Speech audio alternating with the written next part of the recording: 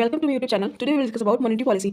RBI monetary policy committee बनाती है 6 members की, जो मनी को रेगुलेट करती है इकोनॉमी में। ठीक है। और इस 6 मेंबर में कौन कौन से होते हैं? 3 होते हैं आरबीआई से और 3 होते हैं गवर्नमेंट के नॉमिनेट किए हुए मेंबर्स। ठीक है। और इनका मेन ऑब्जेक्टिव क्या होता है? एक तो इन्फ्लेशन, महंगाई को कंट्रोल में रखना, और नेक्स्ट होता है प्रमोट इकोनॉमिक ग्रोथ को प्रमोट करना। ठीक है।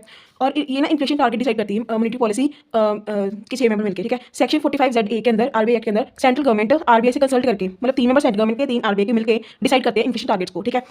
मार्च 31 2021 से मार्च 31 2026 तक इन्फ्लेशन टारगेट है 4+-2, मतलब कि 4+2 6 और 4-2 2, 2 और 6 के बीच में इन्फ्लेशन महंगाई रहनी चाहिए। ये हमारा टारगेट है। इन 5 सालों में 5-5 साल के डिसाइड होते हैं इन्फ्लेशन टारगेट। ठीक है। और इनसे क्या होगा? इकोनॉमिक ग्रोथ को प्रमोट मिलेगी और इन्फ्लेशन कंट्रोल मिलेगा। ठीक है। देन एमपीसी के मेंबर कौन कौन होते हैं? गवर्नर ऑफ आरबीआई, वो कौन होता है? चेयरमैन होता है एमपीसी का, मॉनेटरी पॉलिसी कमेटी का। ठीक है। डिप्टी गवर्नर होता है उसका मेंबर, एंड एक ऑफिसर ऑफ आरबीआई। एक तरफ वो आरबीआई का ऑफिसर भी हो और दूसरा मेंबर भी बन सकता है। ठीक है। ये होता है एक्स, इसको कहते हैं एक्स ऑफिशियो मेंबर। ठीक है। और थर्ड मतलब 3 होते हैं गवर्नमेंट के मेंबर, ये होते हैं नॉमिनेटेड, और इनका टेन्योर होता है 4 ईयर तक। ठीक है। अब एमपीसी मतलब एक तो इसको होगा कि 4 बार मिलना होगा 1 साल में एटलीस्ट। ठीक है।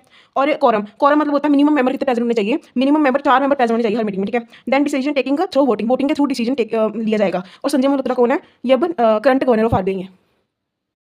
ईच मेंबर है 1 वोट एंड द गवर्नर है सेकंड और casting vote in the case of equality of vote. मान लो 4 मेंबर प्रेजेंट है। ठीक है। 4 में से 2 एक तरफ चले जाते हैं और 2 एक तरफ चले जाते हैं, तो क्या होगा? टाई हो जाएगा। अब गवर्नर के पास है सेकंड वोटिंग और कास्टिंग वोटिंग का राइट है। अगर गवर्नर चाहे इस वाले सेक्शन में जा सकते हैं, इसमें जाएगा, उधर ही वो वाला डिसीजन फाइनल होगा। ठीक है। देन अगर फेलियर हो जाता है इन्फ्लेशन टारगेट को अचीव करना, तो क्या आएगा कि अगर बिलो 2% है, ठीक है, देन 3 कॉन्जिक्यूटिव क्वार्टर तक तो हम फेलियर मानेंगे। अगर अबव 6% इन्फ्लेशन चला जाता है 3 कॉन्जिक्यूटिव क्वार्टर तक, तभी हम फेलियर मानेंगे इन्फ्लेशन टारगेट को अचीव करना।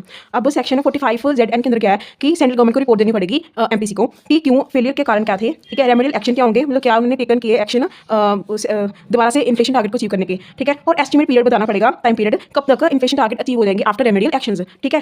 एग्जांपल के लिए जैन 22 से सितंबर 2022 तक 6+% से अबव इन्फ्लेशन चला गया था। ठीक है। और मॉनेटरी पॉलिसी टूल्स के आगे हैं 2 सेक्शन, एक इसमें आते हैं, इसके टूल्स हैं क्वालिटेटिव टूल्स एंड इसके हैं एक क्वांटिटेटिव टूल्स। ठीक है। इनको हम नेक्स्ट वीडियो में डिस्कस करेंगे। अगर मेरी वीडियो पसंद आई हो तो लाइक करें, सब्सक्राइब करें मेरे चैनल को। Thank you.